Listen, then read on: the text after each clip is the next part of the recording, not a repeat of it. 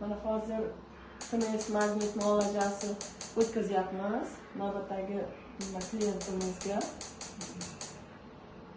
Bu kishida autizm belgilari bor, rast belgilari bor. Asosan TMS magnit muolajasi o'tkazish uchun birinchi o'rinda elektroensefalografiya apparatiga tushirib ko'rish kerak, observatsiya qilish kerak. U yerda qanday darajada ekanligini miya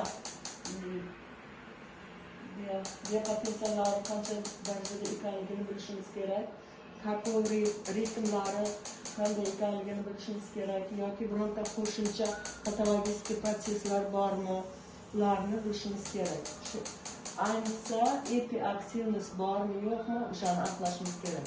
Epiaktivnostda agar nimalar bo'lsa, o'shalarga sentrlardan ehtiyotlik qo'yishga to'g'ri keladi. Magnit muolajasi o'tkazishda koildan magnit to'lqinlari bosh miyaga yuboriladi. Bosh miyada neyronlarda ish olib boriladi. Masalan, motor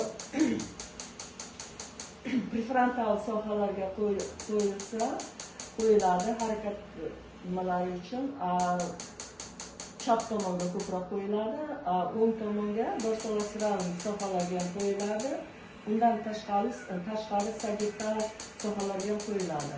Ko'pincha TMS magnit muolajasi olib borganda qayerlarga qo'yishni определить qilolmay o'tirishadi. Shuning uchun ko'proq nimadan foydalanish kerak?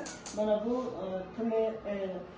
elektroensefalografiya tushirgan paytida o'sha elektroensefalografiyadagi tochkalarga, masalan, lobniy tochkami, sentralniy tochkami, paritalniy tochkami, zatыльный tochkalardan qanday o'zgarishlar bo'layotganligini bilib, ana shundan foydalanib TMS magnit muolajasini qo'ysa, o'tkazsa juda ham yaxshi yordam beradi.